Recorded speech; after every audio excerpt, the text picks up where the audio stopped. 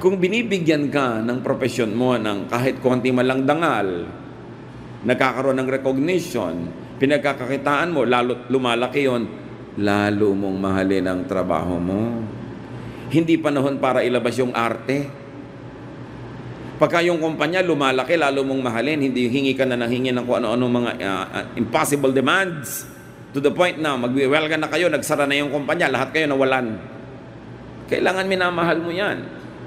Kahit hindi ikong may-ari ng kumpanya, dahil doon ka nabubuhay, doon ka nagtatrabaho, doon ka kumukuha ng kinakain mo at ipinapakain sa mga mahal mo sa buhay, may malasakit ka. Tumutuloy yung gripo, isasara mo. O kung ayaw niyang sumara, tatawagin mo yung tubero, hindi hahayaan mo lang, total, hindi naman ikaw magbabayad. Siyempre, habang nagkakagastos yung kumpanya, lumiliit ang tubo, lumiliit din ang bonus mo at the end of the year. May kinalaman sa buhay mo yun. Mga nasasayang na kuryente, nasasayang na supplies, kailangang mahalin mo kasi doon ka kumukuha na ikakabuhay. Some people, when they become very successful, forget to love their work, their craft, and their career. They become negligent. Sometimes they become overconfident. Or they become unkind just because they could. And many become unprofessional after many years of hardship, hard work. Now that you have a name, now that you have a specialty, you become unprofessional. And worse, you become inferior to your past.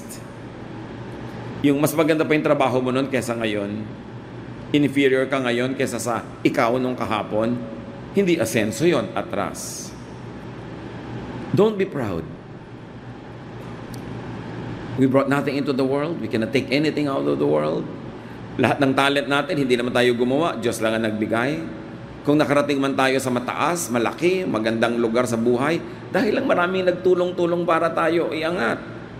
Whether they were very conscious of it or not, whether you are conscious of it or not, tinulungan ka lang. Hindi naman lahat ng katagumpay kasi magaling eh. Kasi maraming tumulong. Kasi na-bless. So do not be proud. Especially if your name becomes big, if you become popular, if you become rich, don't be proud. Proverbs 16:18, pride goes before destruction, a haughty spirit before a fall. So pagka meron ng pride na pumasok, nagmamataas ka na, ang kasunod na nun, pagbagsak. Why? Because the universe runs in perfect balance. Ang mataas, ibinababa.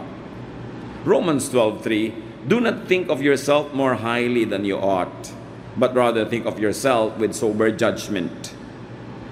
May mga manggagawa kasi pagka medyo sa ulo na nila yung trabaho nila, gumagaling na sila, marami na silang kakontak, marami na silang kaibigan, lumalaki yung mga ulo. Akala mo mga konsino na. Pati mga supervisor, silusuwag-suwag. Marami ng demands.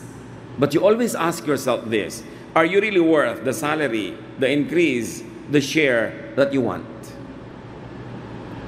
O baka akala mo lang.